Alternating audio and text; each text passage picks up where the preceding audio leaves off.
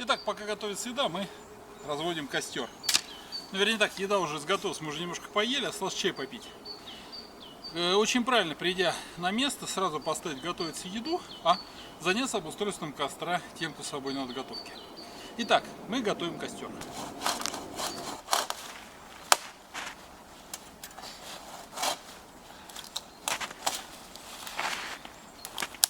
Получается, что свербив верхние сучья, я оставил нижние, потому что они как своего рода, ну как козлики, удерживают на весу нужную нам деталь, которую мы сейчас выпиливаем. Я напилю для переноски двухметровые жердежки, их унесу на место, а там есть типа козликов таких, собраны кем-то. На них я напилю уже нужные порции для дров. Остальное распилю на куски, приложу к дереву, прислоню. Чтобы те, кто придут потом, могли воспользоваться этими дровами. Их надо поставить вертикально, чтобы они сильно не замокали от дождя. Ну, где-то вот так примерно.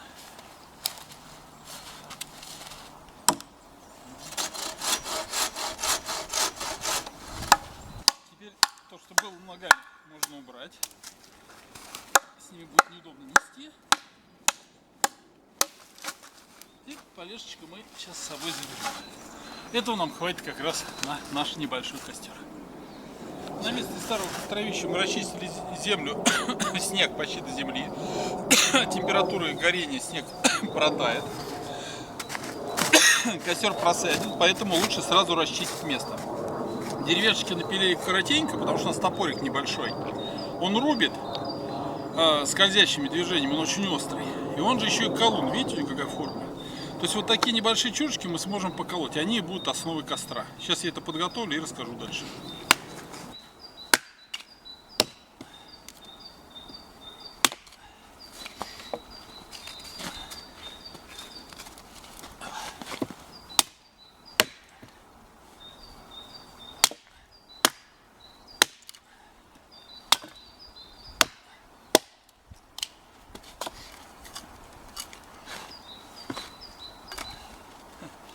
Живая. Так, вот у нас есть основа. То, с чего начнется наш костер. Это будет подрубим, подложим. Осталось чем-то запалить. У нас есть, конечно же, спички, но нужен некий запал. Береста, бумага, либо что-то еще более горючего. Сейчас я покажу, где в землю в лиловом лесу взять то, чем можно запалить огонь. Всегда в самом мокром лиловом лесу есть сушняк. Вот кончики веток, вот сушинки. Совсем-совсем сухие веточки, они смолистые и сухие. Обычно, вернее, их можно найти на любой елке. Вот. Но, так сказать, если есть трудности с сухими елками, можно в маленьких елочках, вот там у основания ствола они тоже находятся. Итак, я вот набрал из сучков, которые были со спиленного дерева, но если такой возможности нет, нам помогут маленькие елочки. Вот у них вот здесь вот очень сухие веточки, которые можно собрать в пучок и которые тоже замечательно загорятся.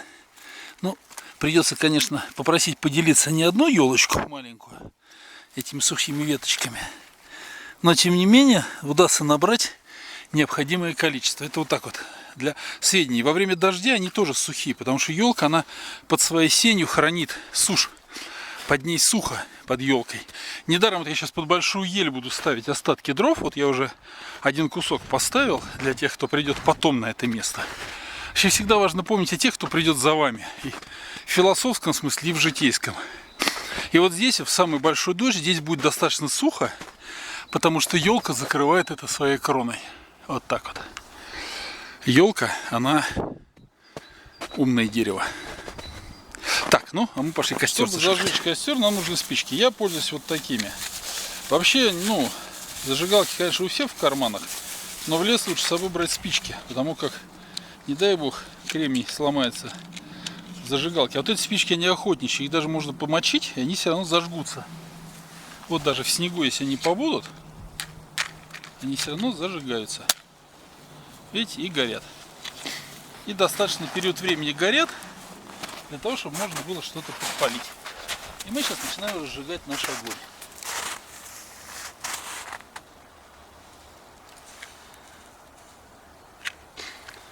пока я рассказывал, спичка выгорела, сейчас я вторую.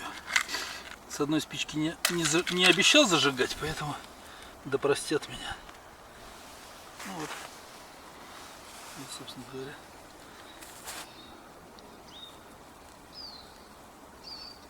Вот огонь потихонечку начинает и пробираться по этим елочкам. Ну вот, костер готов. Мы ему больше не нужны, исключительно только как источник дров, надо подкладывать дрова. А так он уже живет своей жизнью и уже так просто не погаснет. Кстати, когда мы уходим с места, мы костер гасим. И в данном случае засыпаем его снегом. Обязательно. Нельзя оставлять огонь у себя за спиной в лесу. Никогда. Такое уж есть правило. При всей простоте костра вещь это достаточно сложная. Дело в том, что я не просто так сказал, что мы ему уже не нужны для того, чтобы поддерживать горение, только как источник дров. У него образовались свои каналы, свои тяги, своя вентиляция внутренняя, прогорели ходы. И, в общем-то, ну, своего рода это микропечка, такой некий реактор. По крайней мере, можно сказать, что это самый древний тепловой реактор вот в жизни человека. Это искусственно созданный костер. Тоже машина достаточно сложная и древняя. Может, поэтому мы так и любим смотреть на огонь.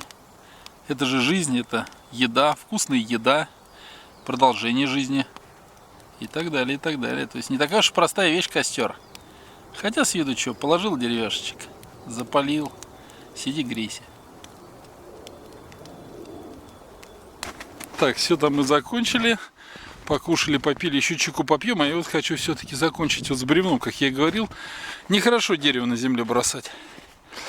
По возможности надо его обиходить. Сейчас я его пополам распилю. И эти половинки тоже отнесу к костру. Следующие придут люди, им это топорик у меня маленький, да и пила не сказать, чтобы очень большая. Поэтому я комбинированным способом действую. Я надпиливаю, я подрубаю. Надпиливаю, подрубаю. И так и разделю. Не оптимальный, конечно, способ, но тем не менее задачу свою выполню. Дерево ствол пополам разделю, и будет это в перспективе дрова. Продолжаем отдыхать в весеннем лесу. Там костерочек, еще чай обещали налить. Ой. В общем-то, совсем неплохо так отдыхать. Ну что ж, работа выполнена. Вот они эти бревнышки стоят, вот место. Там козлики кто-то сделал. Ну, так сказать, вот. Друг другу помогаем и получаем удовольствие. У нас небольшой костер горит. Вот мой топорик и пила, небольшой инструмент для похода в лес. И вот заготовка дров. К лету они еще подсохнут. Кто придет сюда, пилите на здоровье. Пользуйтесь. Это все вам лес дает.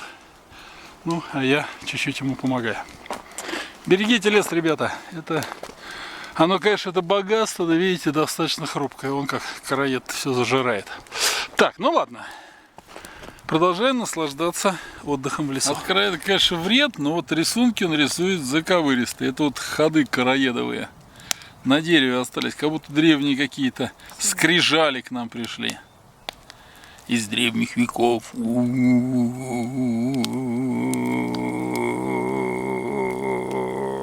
Итак, наш перерыв закончен, все убрано, костер догорел.